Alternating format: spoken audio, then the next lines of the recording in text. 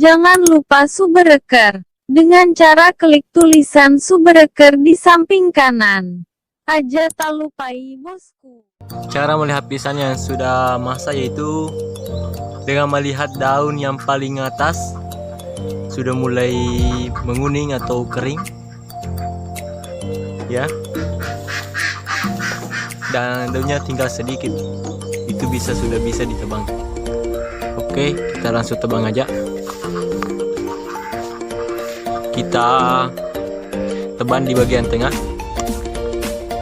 yang paling tengah dari atas sampai bawah. Kita tebang paling tengah. Kita tebas seperti miring, ya, kayak gini.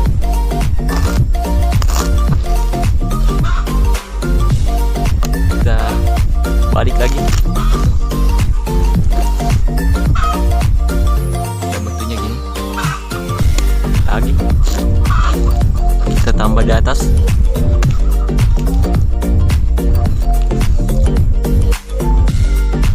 Kita langsung tebas sedikit demi sedikit, ya, biar tidak langsung jatuh. Pelan-pelan.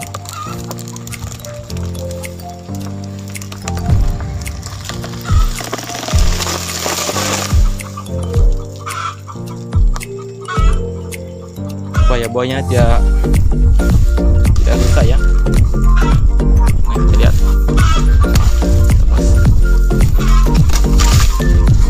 Tidak ada rusak, kan?